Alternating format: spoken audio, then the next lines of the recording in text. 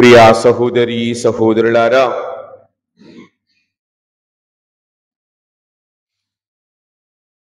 ఈ రోజున మనందరము కూడా సామాన్య కాలములోని 8వ ఆదివారములోనికి ప్రవేశిస్తూ ఉన్నాం. మీరు మనందరము కూడా గమనించినప్పుడు గత 3 వారాలుగా మనము ధ్యానించుకున్న అంశాలన్నీ, అంటే 5వ ఆదివారం కావచ్చు, 6వ ఆదివారం, 7వ ఆదివారం, మన దైనందిన జీవితాలను గురించి మనము ధ్యానించుకున్నాం.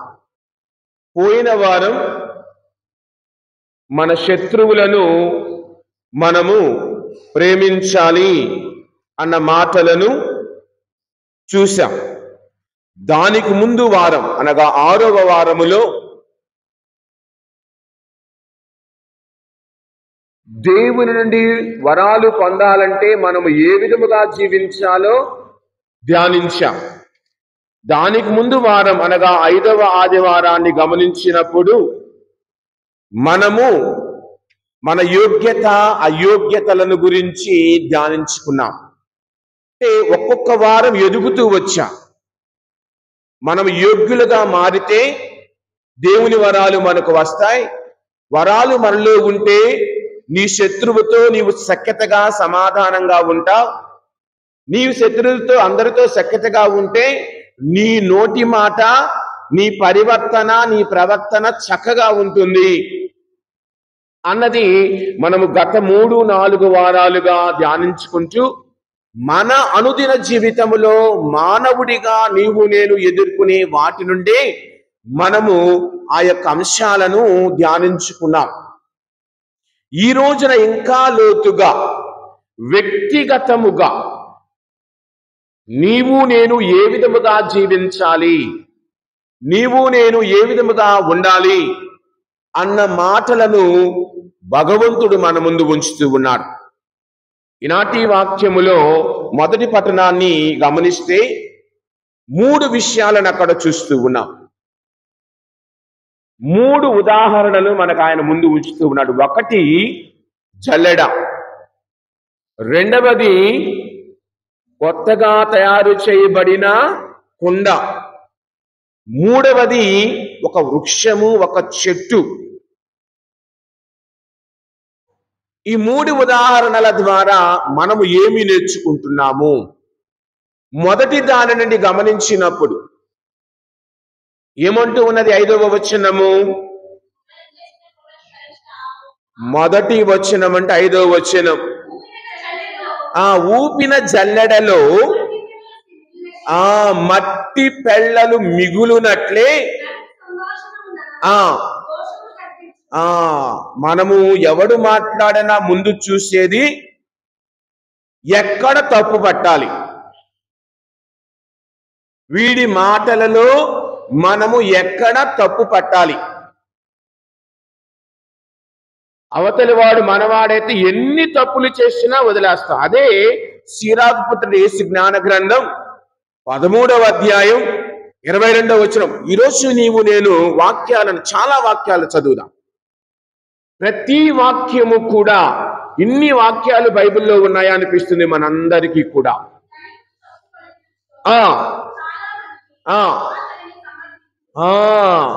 ధనికుడు తప్పు పలికినచో చాలా మంది,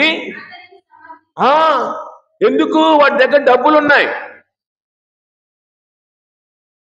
మనకు నచ్చని వాడు మాట్లాడితే ఒక విధంగా, నచ్చిన వాడు మాట్లాడితే ఒక విధంగా, పర్లేదులే మనోడేలేరా. అదే వేరే వాడు వాడు అంటాడా? వాడా మనల్ని అనేది?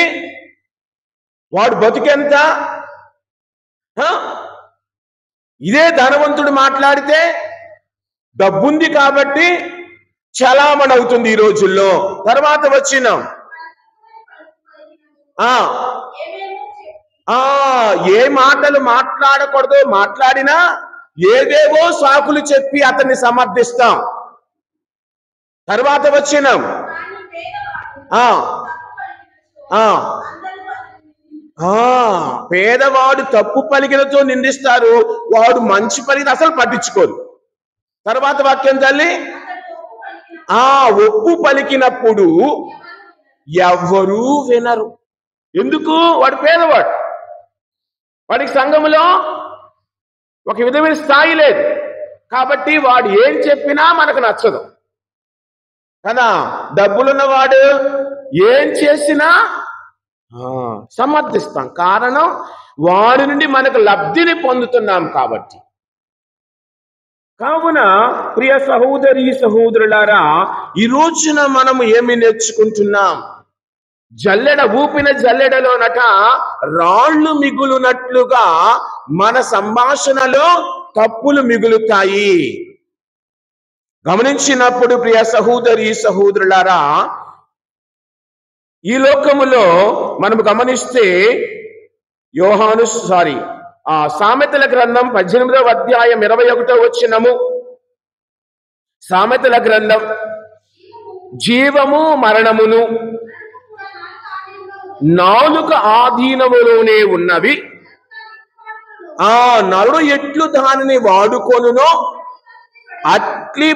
అట్టి ఫలితమునే అతడు పొందుతాడు.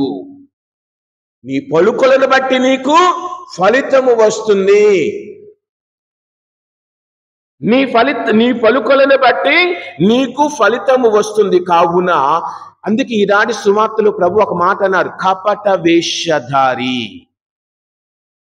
కపట వేషధారి అంటే మనందరికీ తెలుసు, కపటము అంటే నటించేవాడు, ఒకరి దగ్గర ఒక విధముగా, అంటే మనం ఓసర వెళ్ళిలాగా రంగులు మారుస్తూ జీవించేవాడు. అందుకే పెద్దలు చాలా మంచి మాటలు చెప్పారు. నోరు జారితే, నోరు మంచిదైతే ఊరు మంచిదవుతుంది. అది అంటారు కదా, కాలు జారితే తీసుకోవచ్చేమో కానీ నోరు జారితే, మాట జారితే వెనక్కి తీసుకొని రాలేము. మరి మన నోటి మాట ఈ రోజున ఏ విధంగా ఉంది? నీ మాటలలో నీవు జాగ్రత్తను కలిగి ఉన్నావా? నీవు మాట్లాడే, అందుకే శ్రీరాంగపుత్ర యేసు జ్ఞాన గ్రంథములో 28వ అధ్యాయములో ప్రియ సహోదరి సహోదరులారా గమనించినప్పుడు 28వ అధ్యాయములో శ్రీరాంగపుత్ర యేసు జ్ఞాన గ్రంథం 28వ అధ్యాయములో 24వ వచనము నుండి, నీ పొలమునకు ముళ్ళ కంచ వెయ్యుదవు కదా, నీ ధనమును పెట్టెలో పెట్టి తాళము వెయ్యుదువు కదా, అట్లే నీ ప్రతి పలుకును తక్కెడలో పెట్టి తూచుము, నీ నోటికి తలుపు పెట్టి గడియ బిగించుము. వాక్యము ఎవరైనా చదువుంటే ఇదివరకు, ఇంకా చాలా ఉన్నాయి, దాచాం, ఒక్కొక్కటి తీస్తాం, చాలా ఉన్నాయి, తీద్దాం ఒక్కొక్కటి. నా మాటలు కాదమ్మా, ఈరోజు నేను చదవబోతున్న ప్రతి మాట. రాత్రి నేను ఆ బైబిల్ తీసి ఆ నోరు అనే మాట నుండి వాక్యాలు తీస్తూ ఉంటే, నోటి మాట అనే దాని నుండి వాక్యాలు తీస్తూ ఉంటే దాదాపు ఒక 70-80 పాతవి కొత్తవి అన్నీ కలిపి వస్తూ ఉన్నాయి. ఇంకా చాలా ఉన్నాయి, రాయలా. గమనించినప్పుడు ప్రియ సహోదరి సహోదరులారా, శ్రీరాంగపుత్ర యేసు జ్ఞాన గ్రంథం అదృష్టం ఏంటో తెలుసా? ఈ పుస్తకం మన క్రైస్తవుల కథోలికులకు మాత్రమే ఉంది. ప్రొటెస్టెంట్ దాంట్లో ఈ పుస్తకం లేదు. ప్రొటెస్టెంట్ దాంట్లో ఈ పుస్తకం లేదు. అందుకే వాళ్ళకి నచ్చినట్లు మాట్లాడతారు. ఈ పుస్తకం మనకు అదృష్టం, కథోలికులకు అదృష్టం, కానీ మనం చదవం. మీరు ఇంటికి వెళ్ళినప్పుడు ఏ విధంగా బతకాలి, అప్పు ఇవ్వచ్చా ఇవ్వకూడదా, హామీ ఉండొచ్చా ఉండకూడదా, ఇవన్నీ ఉన్నాయి ఇందులో. చచ్చిపోయిన వాళ్ళ గురించి మనం ఏం చేయాలి, ఇవన్నీ నీ జీవితములో నీ ఏ విధంగా బ్రతకాలన్నది సిరాకుపుత్రుని యేసు జ్ఞాన గ్రంథం చక్కగా నీ ముందు ఉంచుతుంది. నీ బ్రతుకులో నీ తల్లిదండ్రులకు గౌరవం ఎందుకు ఇవ్వాలి, అది కూడా ఉంది. కానీ మనకు నచ్చవు కదా ఇలాంటివి. గమనించండి, 14వ అధ్యాయం 1వ వచనం, సిరాకుపుత్రుని యేసు జ్ఞాన గ్రంథం 14వ అధ్యాయం 1వ వచనం. ఏనాడును తప్పుగా మాట్లాడని నరుడు ధన్యుడు, అతడు తాను పొరపాటు చేసినేమోనని భయపడనక్కరలేదు. ఎప్పుడూ తప్పుగా మాట్లాడని. మన దగ్గర ఉంటాం కొంతమంది, నా ముందు నా మాట, నీ ముందు నీ మాట, పబ్బం గడుపుకుంటాం. వాళ్ళకి వీళ్ళకి మధ్య తగాదులు పెడతాం. మళ్ళీ వాళ్ళు అడుగుతారంటే వద్దులే, నేను చూసాలే, నేను చేసుకుంటాలే, నేను మేనేజ్ చేస్తా. నువ్వు మేనేజ్ చేసేదేంటి? నీకు ఆయనకి నాకు మధ్య ఏదో తేడా ఉంటే మేమిద్దరం చూసుకుంటాం. మధ్యలో నువ్వు మేనేజ్ చేసేదేంటి మా కొరకు? లేనిపోని వెళ్ళి వాడికి చూద్దాం, ఫాదర్ గారు నీ గురించి ఎలాగంటే నేను విన్నాను. ఫాదర్ గారు ఏమనరు, మళ్ళీ మేమే సర్ది చెప్పాంలే ఫాదర్ గారికి. ఈయన పెద్ద సర్ది చెప్పడానికి ఏనావడం, సర్ది చెప్పడానికి ఏనావడం. నాకు ఆయనకి ఏదంటే నేను ఆయన చూసుకుంటాం, బలాబలాలు. ఏనంటే సర్ది చెబుతానంట నాకు ఆయనకి. నువ్వు మాట్లాడటం ఎందుకు, ఆయన నా దగ్గరికి వచ్చినప్పుడు నువ్వు మళ్ళీ ఆపడం ఎందుకు? ఈ విధంగా సంఘాన్ని చీలుస్తూ ఉంటాం. ఈ విధంగా లేనిపోనివి, ఉన్నవి లేనివి కప్పిపుచ్చుకొని మనకు నచ్చినట్లుగా సంఘంలో పేరుడు పాడు చేస్తూ ఉంటాం. నీవెంతో భక్తిపరుడు అవ్వచ్చు, నీ ప్రవర్తన బాగుందా, నీ నోరు బాగుందా? నువ్వు 100 సార్లు పూజకెళ్ళు, నీ నోరు మంచిదైతే దేవుడు దీవిస్తాడు. నీ నోరు మంచిది కాకపోతే నీకు ఏ దీవెనా రాదు, నీకు ఏ దీవెనా రాదు. అందుకే హృదయ పరిపూర్ణత నుండి నోటి మాట వెలువడిన ఈనాటి సువార్తలో చివరి మాటలు వింటూ ఉన్నాం.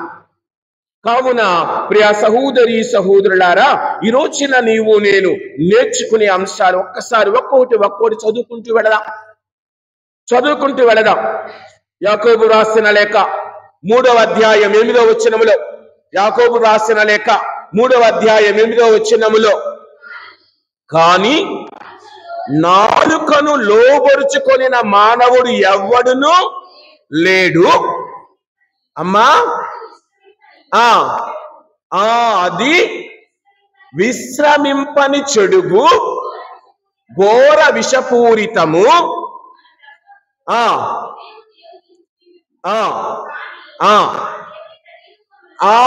ఈ నోటితో దేవుని స్తుతింతుము, అతని ప్రతిరూపములైన మానవుని ఇదే నోటితో శపింతుము. ఆశీర్వచనములు శాపవచనములు ఒకే నోటి నుండి ఏ విధముగా వస్తాయి? అది తప్పు కదా.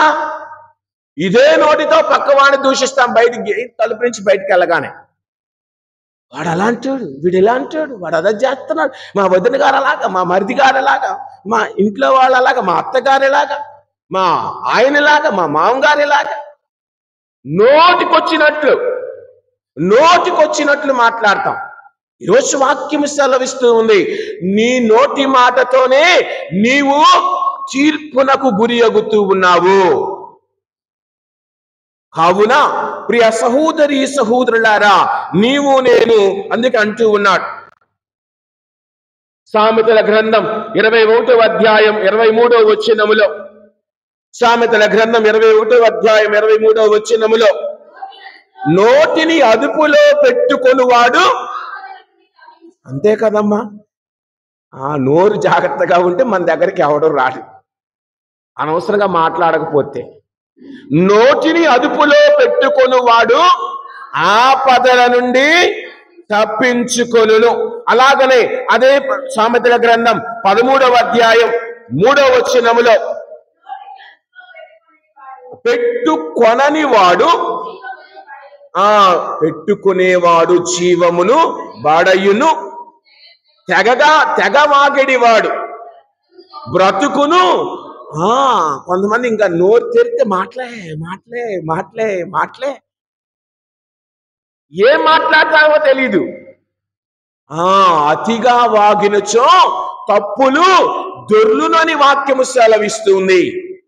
అతిగా వాగినచో, అతిగా మాట్లాడినచో నీవు నీ మాటలలో తప్పులు దొర్లును వాక్యము సెలవిస్తూ ఉంది. 139వ కీర్తన 4వ వచనములో నీ నోటి నుండి మాట రాకమునిపే నీవేమి మాట్లాడుతున్నావో ఆయనకు తెలుసు.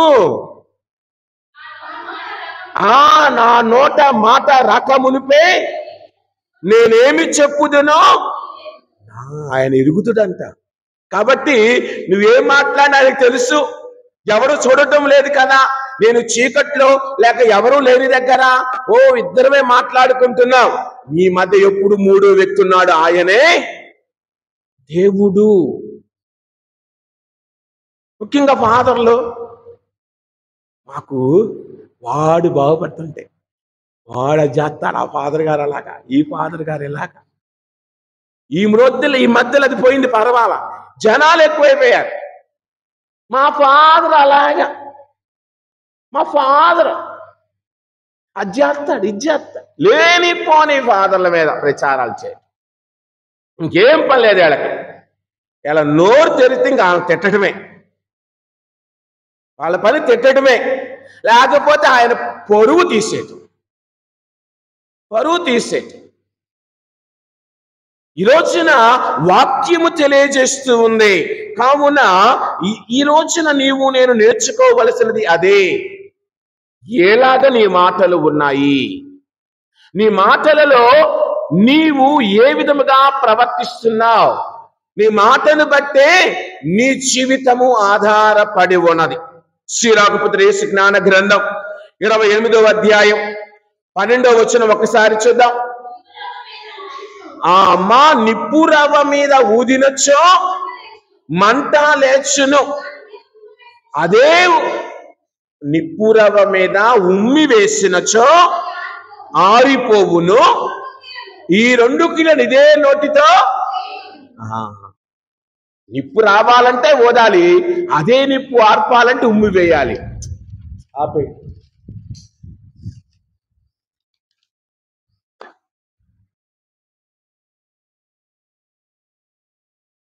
కావున ఒకే నోటితో అన్ని చేస్తా. నరం లేని నాలుక 40 విధాలుగా మాట్లాడుతుంటారు పెద్దలు. గమనించండి, ఈ అవయవాలలో నరం లేనిది, ఎముక లేనిది ఇదొకటే. ఇదివరకు మీకు ఒక చిన్న కథ చెప్పాను, నాలుక గురించి, పళ్ళ గురించి. ఒక నాలుక అందత పళ్ళతోటి, మీరంత మంచివాళ్ళు, అన్నీ తిన్నా మీకు రుచి తెలియదు, నాకు ఇస్తున్నారు నమిలి, అన్ని రుచులు పొంది నేను చక్కగా ఆనందిస్తున్నాను, కాబట్టి మీకు ఏదో చేయాలనుకుంటున్నాను, ఏం చేయమంటారని అడిగిందట నాలుక. ఏమి లేదు, తప్పు చేసేదేమో నువ్వు, అందరేమో 32 పళ్ళు రావుతాయని మమ్మల్ని అంటున్నారు, కావున నువ్వు అదుపులో ఉంటే చాలమ్మా. అందరేమంటున్నారు, ఎవరన్నాడే పళ్ళు రావుతాయి అంటున్నారు. నువ్వు మాట్లాడి మా పళ్ళు ఎందుకు రాల్చుకోవాలి? కాబట్టి నువ్వు గప్చిప్గా ఉండు, ఎక్కువ మాట్లాడు మాకు అని కోరాయట. కావున మనము కూడా ఈ జీవితములో ప్రియ సహోదరి సహోదరులారా గమనిద్దాం. అదే శ్రీరాఘపుత్ర యేసు జ్ఞాన గ్రంథం 20వ అధ్యాయం 18వ వచనం, రాళ్ళు పరిచిన నేల మీద జారి పొడుట కంటే నోరు చారుట ఎక్కువ హానికరము. చాలమ్మా, రాళ్ళు పరిచిన, ఒక్కసారి కాళ్ళు సారి కింద పడతాం, చెయ్యో కాలు వచ్చి బెనకటమో ఇరిగిద్ది, ఒక నెల జాగ్రత్తగా ఉంటే కట్టుకునిద్ది. మాటతో జీవితాలను మనం మళ్ళీ కలుసుకోలేం. ఒక మాట అన్నాం అనుకో, అవతల వాడి మనసు ఇరిగింది అనుకో, మళ్ళీ కలుస్తామా, మాట్లాడుకుంటామా, బంధుత్వాలు ఉంటాయా, స్నేహాలు ఉంటాయా? ఈ రోజుల్లో ఎంతమంది, ఎన్ని కుటుంబాలలో అమ్మా నాన్న బతికున్న వరకే అన్నాదమ్ముల బంధం, అక్కా చెల్లెల బంధం, అక్కా తమ్ముడు బంధం. ఒక్కసారి అమ్మా నాన్న వాళ్ళు పంచకుండా చచ్చారే అనుకోండి, ఆస్తులు పంచకుండా అమ్మా నాన్న చచ్చిపోయారు అనుకోండి, ఉదాహరణకి చచ్చిందే గొర్రె, ముని మనవళ్ళు వచ్చే వరకు ఒకరిని కొట్టుకుంటూనే ఉంటారు. నేటి ప్రపంచంలో మనం చూస్తున్నది అదే కదా. మీరు పోలీస్ స్టేషన్కి వెళ్ళి, సార్ మీ దగ్గరికి ఎలాంటి కేసులు వస్తాయి అని అడగండి. సగానికి సగం కేసులు అత్తమామల మీద, తోడళ్ళ మీద, తోడి కోడళ్ళ మీద, బాబాయి పెన్నమ్మల మీద, చుట్టూ నీ ఇంటి పక్కన ఉన్న బంధువుల మీదనే కేసులు, కానీ బయట వారితోటి కేసులు తక్కువ. ఎందుకు? వాడు నాకు ఇవ్వకుండా వృద్ధిలోనికి వస్తూ ఉన్నాడు. కావున ఈ రోజున మనము నేర్చుకోవాల్సిన అదే శ్రీరాఘుపతి యేసు జ్ఞాన గ్రంథం 19వ అధ్యాయం 16వ వచనం ఒక్కసారి చూద్దాం. ఒక్కొక్కసారి నరుడు నోరు జారవచ్చును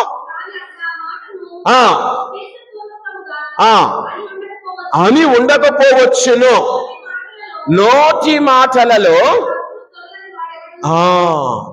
సరే ఏదో మనోడే కదా అన్నాడు వదిలేద్దామన్నది లేదు. నోటి మాటలలో తప్పులు దొరలని నరుడు ఎవడు? తర్వాత వచ్చిన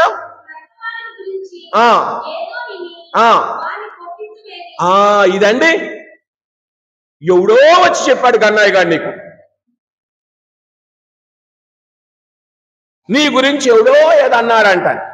ముందు అలాగా అడగం, వాడంటాడా, ఆ మాట అన్నాడా, ఈ మాట అన్నాడా, అలాగా ఏదో అసలు షుగర్ పేషెంట్ మాదిరిగా, పైల్స్ నోడు మాదిరిగా ఉంటాడు అంటామే, కానీ వెనక ముందు ఆలోచించం. కొంతమంది ఉంటారు గప్చిప్పుగా తగాదలు పెట్టి పక్క తప్పుకుంటారు, ఏమీ తెలియనట్టు చెప్పాల్సినన్నీ చెబుతారు. అమ్మా నాకేం తెలియదమ్మా, మీరు చూసుకోండి. ఇంకా మొదలైద్ది అక్కడ, నాకేం తెలియదమ్మా, మీరు చూసుకోండి. ఏదంటే ఆ తెలుగులో ఒక సామెత ఉంది, చాట్లో తౌడు పోసి కుక్కల ముందు కోట్లాడి పెట్టినట్టు అన్నమాట కదా. చాట్లో ఒకప్పుడు తౌడు పెట్టి అక్కడ పెడితే కుక్కలు వచ్చి కొట్టుకుంటాయి. ఏ కుక్కకు పెట్టావన్నది తెలియదు, అలాగనే ఎవరికి చెప్పావన్నది తెలియదు. అస్సలగే కాట్ల కుక్కలలాగా ఖర్చుకోవటం ఈ రోజుల్లో మనం చూస్తున్నాము కదా.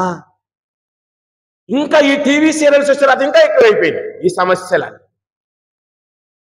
కావున నీవు నేను ఏ విధముగా జీవిస్తూ ఉన్నాం, మనందరము కూడా ఇదిగో ఆయన అంటూ ఉన్నాడు సామెతల గ్రంథం 25వ అధ్యాయం 18వ వచనములో,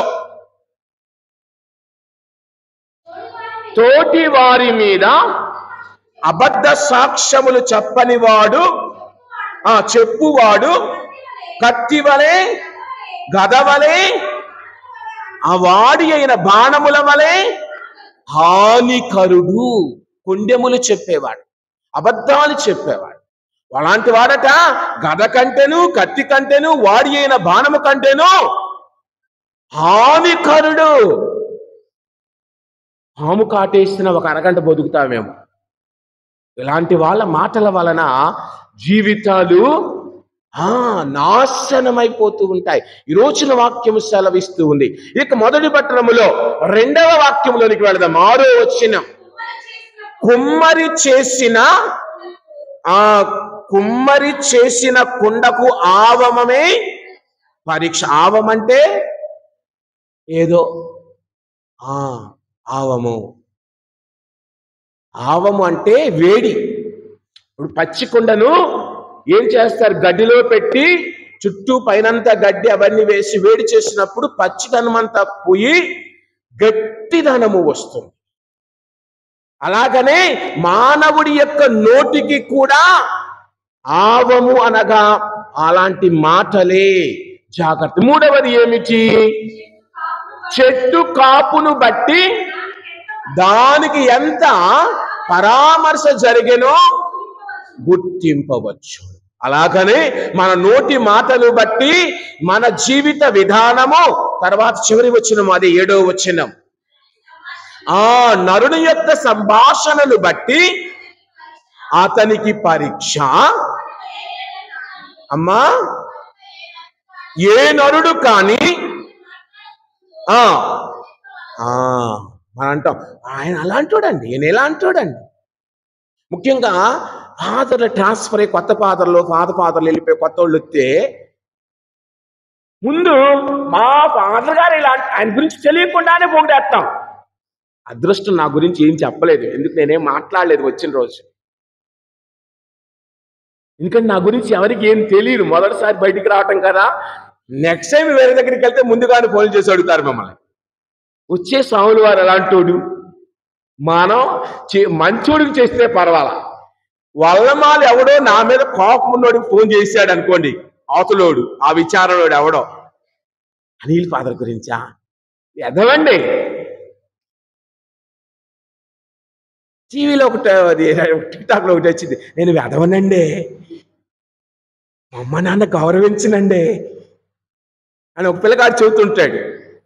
అలాగనే నచ్చితే నచ్చినట్లు మాట్లాడతాం, నచ్చకపోతే నచ్చనట్లు మాట్లాడతాం. ఈ రోజున వాక్యం అందుకే సిరాకు పుత్ర యేసు జ్ఞాన గ్రంథములో 5వ అధ్యాయం 13వ వచనం ఒక్కసారి చూద్దాం.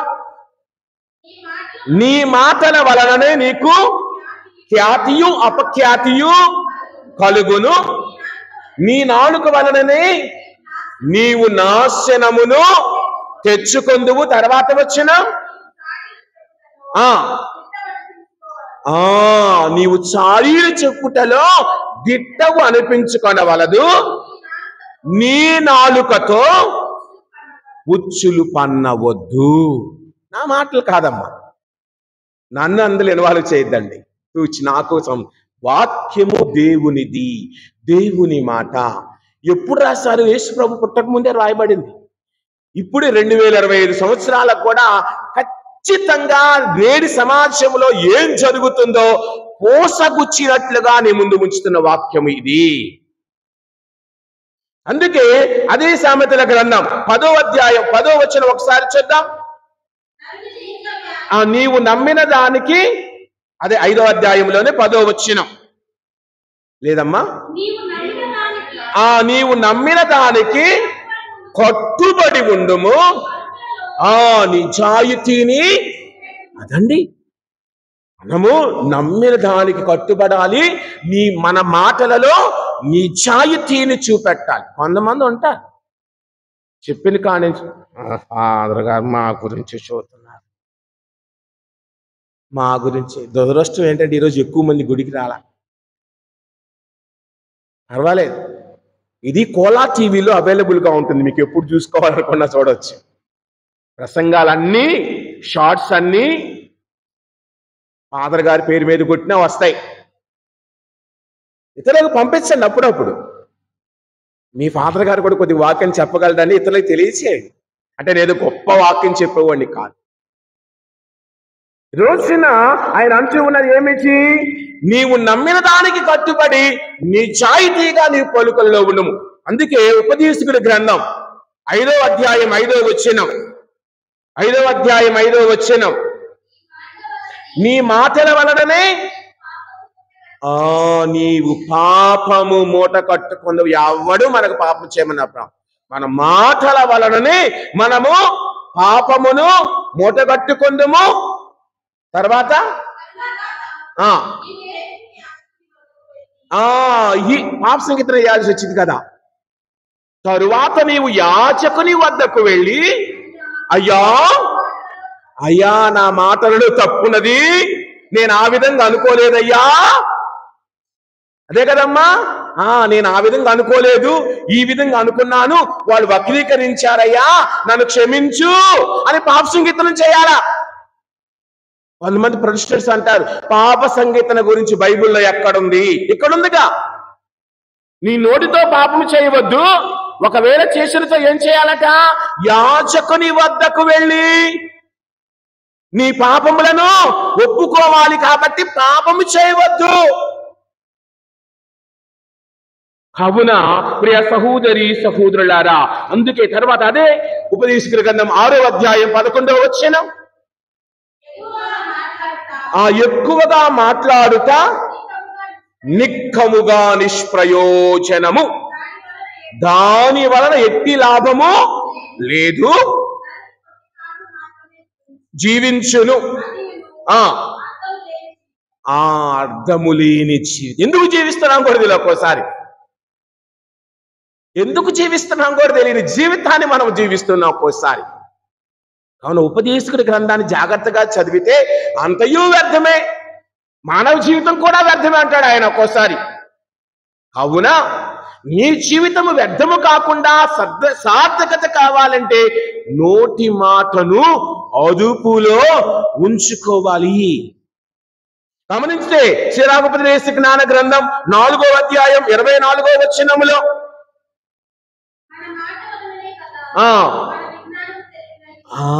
మనకెంత జ్ఞానం ఉందో మన మాటలను బట్టి తెలుస్తుంది. తర్వాత వచ్చిన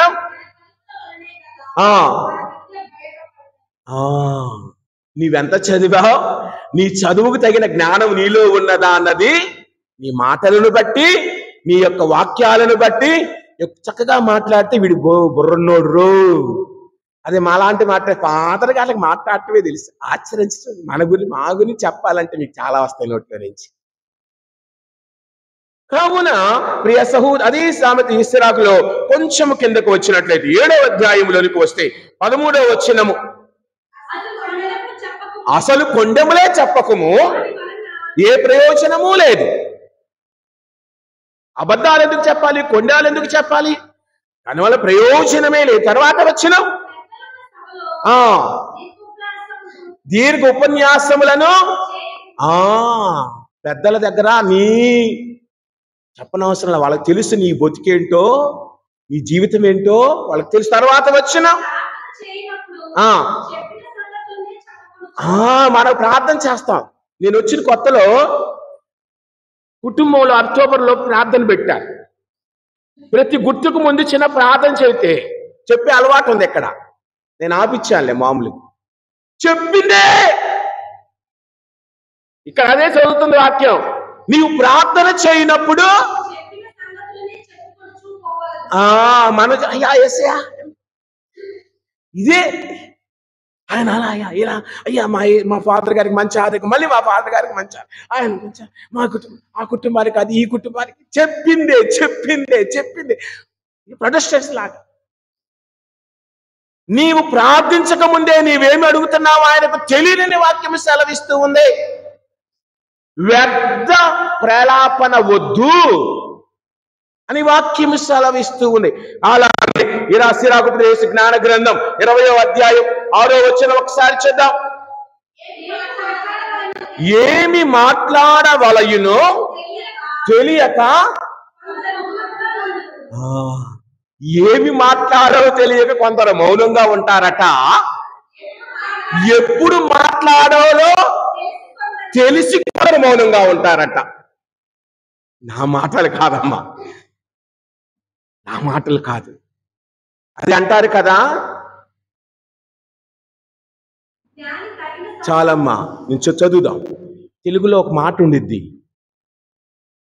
విజ్ఞాని మాటలు. అదే అంటారు, విజ్ఞాని యొక్క మౌనము దేశానికి చేటు, అజ్ఞాని యొక్క మాట దేశానికి చేటు. అంటే విజ్ఞాని ఎప్పుడు మాట్లాడాలో మాట్లాడటం అదే, ఎప్పుడు మాట్లాడాలో తెలియక కొంతమంది మౌనంగా ఉంటారు. ఎప్పుడు మాట్లాడాలో కూడా తెలిసి కొంతమంది ఫాదర్ గారు ఏదో చిన్న మీటింగ్ పెట్టి మన గుడి పండుగ అనుకుంటున్నాం, లేకపోతే మన చిన్న ప్రోగ్రాం అనుకుంటున్నాం, అప్పుడు మాట్లాడాం. ఆయన అలాగెందుకు అనాలా, బయటికి వెళ్ళి వేరే వాళ్ళతో అంటాం. అదేదో నాతోటి అనొచ్చుగా, అందులో మీ ముందే నిలబడ్డానిక. ఈయన రాంగ చేస్తున్నాళ్ళే గుడి పండుగ, మేము చేసుకోలేము. కావున తర్వాత వచ్చినాం తల్లి,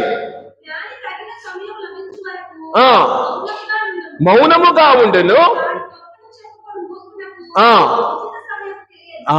కావున నీవు నేను ఏమి నేర్చుకుంటున్నాము ఈ రోజున? కావున మనందరినీ భగవంతుడు అడుగుతూ ఉన్నది అదే, ప్రియ సహోదరి సహోదరులారా. అదే 20వ అధ్యాయములో మనము 5వ వచనం దగ్గరకు వద్దాం. కొందరు మితముగా మాట్లాడుచే జ్ఞానులని అనబడుదురు, కొందరు అమితముగా మాట్లాడుచే చెడ్డ పేరు తెచ్చుకుంది. కావున మరి నీవు జ్ఞానివా అజ్ఞానివా అన్నది మన చేతుల్లోనే ఉంది. అదే సిరాకుపత్రి యేసు జ్ఞాన గ్రంథం 22వ అధ్యాయం 27వ వచనం ఇందాక చదివాము కదా. నా నోటికి కావలిగా ఎవరైనా ఉంటే ఎంత బాగుండును అన్న వాక్యాలను చూస్తూ ఉన్నాం. కావున ప్రియ సహోదరి సహోదరుల, అందుకే ఇంకొక మాట అదే సిరాకుపత్రి 23వ అధ్యాయములో 15వ వచనం ఏమని పలుకుతూ ఉన్నది? అసభ్య పలుకులకు అలవాటు పడినవాడు జీవించి ఉన్నంత కాలము దురభ్యాసములను సవరించుకోలేడు. చెడు మాటలు, చెడు తలంపులు, చెడు ఆలోచనలు కలిగిన వాడట చివరి వరకు ఆ విధంగానే జీవిస్తాడు అన్న మాటలను మనము చూస్తూ ఉన్నాం. కావున ప్రియ సహోదరి సహోదరులారా, అందుకే మనము సామెతల గ్రంథం 10వ అధ్యాయం 19వ వచనం, సామెతల గ్రంథం 10వ అధ్యాయం 19వ వచనం, అతిగా పెరిగినచో తప్పులు దొరలక తప్పదు, మహిమనము వహించువాడు. ఇందాక చెప్పాను కదా, ఎక్కువ మాట్లాడితే ఏదో ఒక రూపంలో తప్పు వచ్చింది. మౌనము వహించుట వివేకి. కావున ప్రియ సహోదరి సహోదరులారా, నీవు వివేకివా అవివేకివా? శ్రీరాఘోపతి యేసు జ్ఞాన గ్రంథం 28వ అధ్యాయం 18వ వచనం, కత్తివాత పడి చాలా మంది చచ్చిరి, కానీ నాలుక వాత పడి చచ్చిన వారు ఇంకా ఎక్కువ మంది. నాలుకతో చంపబడిన వారు ఈ ప్రపంచంలో ఎక్కువ మంది అట.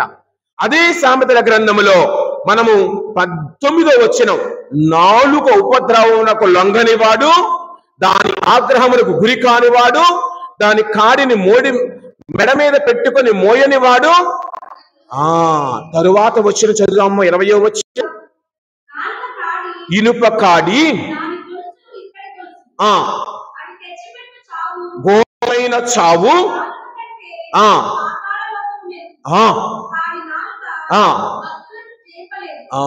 దేవుని భక్తుడైన నిన్ను నన్ను నాలుక జయించదు. తర్వాత వచ్చిన 24వ వచనం, నీ పొలమునకు ముళ్ళ కంచె వేయుదువు కదా, నీ ధనమును పెట్టెలో పెట్టి తాళము వేయుదువు కదా, అట్లే తక్కెడలో పెట్టి తూచి. మాటలు అవసరంలా,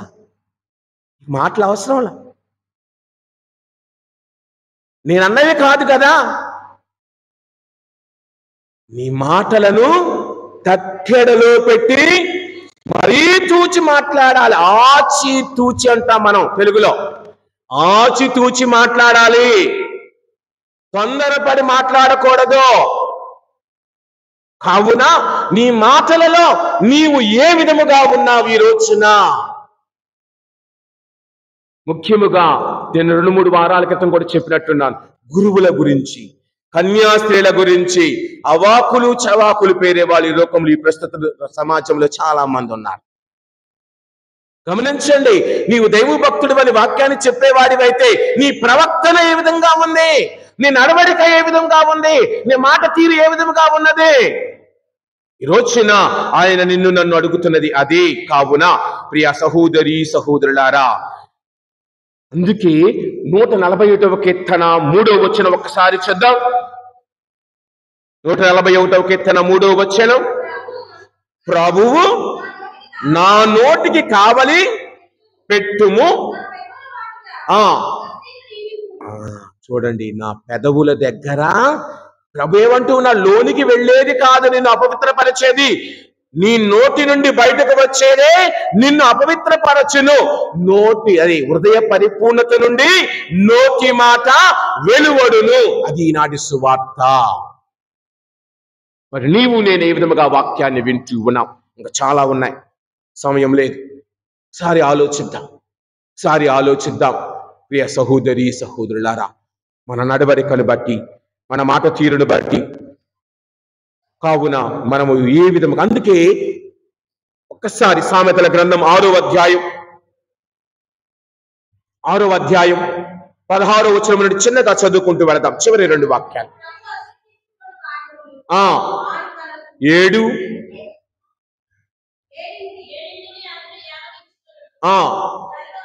మొదటిది గర్వపు చూపు, అబద్ధములాడు నాలుక, అంటే కొండములు చెప్పే నాలుక, అబద్ధ సాక్ష్యములు చంపు చేతులు, కుట్రలు పన్ను హృదయములు, చెడుని చేయుటకు పొరుగిడు పాదములు, బొంకు మాటలు, సాక్ష్యములు మాటి మాటికి మార్చే నాలుక, అన్నదమ్ములలో జగడములను పెంచుట, ఇవన్నీ కూడా దేవునికి అసహ్యమైన కార్యక్రమములు. కావున నీవు ఇందులో పాలు పంచుకొనక ఉండాలని ఆయన కోరుతూ ఉన్నారు ప్రియా సహోదరి సహోదరులారా. కావున గర్వపు చూపు, గర్వపు మాటలు, తర్వాతదేమిటి? అబద్ధములాడే నాలుక, ఇతరులను మోసగించే తత్వం, ఇవన్నీ మనలో నుండి వెళ్ళాలి. అదే ఈనాటి మొదటి పఠనము సువార్త మనకు నేర్పిస్తూ ఉంది. ఏమంటూ ఉన్నాడు సువార్తల 2వ భాగంలో? చెడు చెట్టు మంచి పండ్లను, మంచి చెట్టు చెడు పండ్లను ఇయ్యజాలదు. సద్వర్తనుడు తన సత్కోశము నుండి మంచి వస్తువులను తెచ్చినట్లుగా, దుర్వర్తను తన దుష్కోశము నుండి దుర్వస్తువులను తెచ్చినట్లుగా మన జీవితాలు ఉంటాయి. మరి నీవు మంచివాడివా చెడ్డవాడివా అన్నది నీ నోటి మీద ఆధారపడి ఉన్నది అని ప్రభు మనల్ని అడుగుతూ ఉన్నారు. నీ మనస్సులో, నీ హృదయములో పెద్ద దూలాలు ఉన్నాయి, ఇతరులను మోసగించి.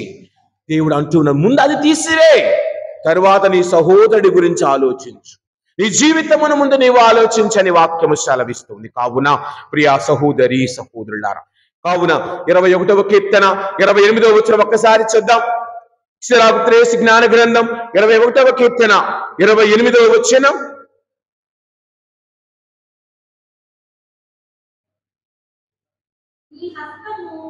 సిరాగుప్తురేసు జ్ఞాన గ్రంథం 21వ అధ్యాయం 28వ వచనం. కొండములు చెప్పువాడు తన పేరు తానే చెడగొట్టుకొనును, అతనిని నువ్వు ఎంత మంచోడివైనా అదే వాళ్ళ ఇంటి వైపు వెళ్ళమాకురా, లేనిపోయి చెబుతారా, ఉన్నవి లేనివి కల్పించుకొని చెబుతారా, జాగ్రత్తగా ఉండండిరా ఆ ఇంటోళ్ళతోటి వాళ్ళతోటి. నీకు ఎంత మంచి పేరున్నా, నువ్వెన్ని సహాయాలు చేసినా నీ సహాయము వృధాయే, నీలో నీ నోటిని అదుపులో లేనప్పుడు. అందుకే వాక్యం సెలవిస్తూ ఉంది, నీవు దానము చేయనప్పుడట గొలుక్కోకుండా దానం చేయాలట. నీవు దానము చేయనప్పుడు, అది ఎక్కడో చదివాను, సమయంలో గుర్తురాదు అన్ని ఒకేసారి. కొంతమందిని నేనే ఇస్తున్నాను తిట్టిస్తాం, తిట్టివ్వకూడదు.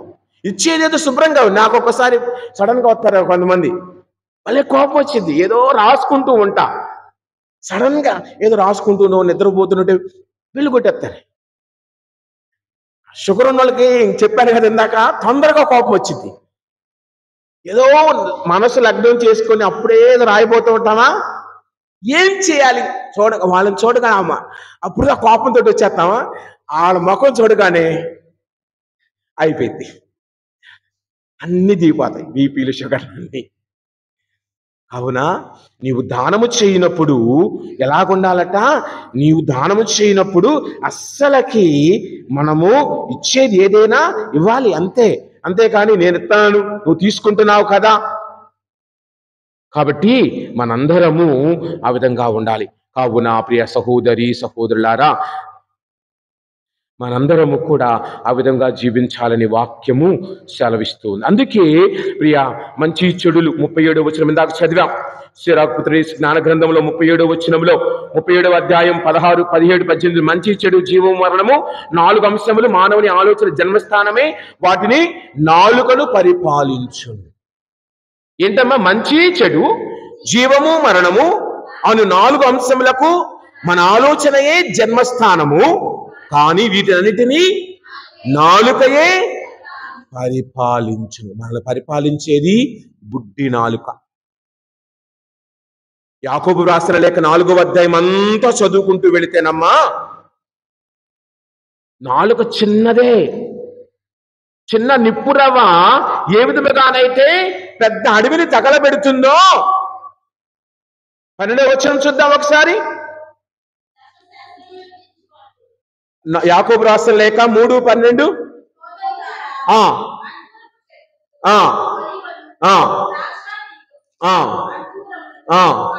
కాయునా అట్లే మంచినీరు ఓరదు, మీలో ఎవడైనా జ్ఞానియును.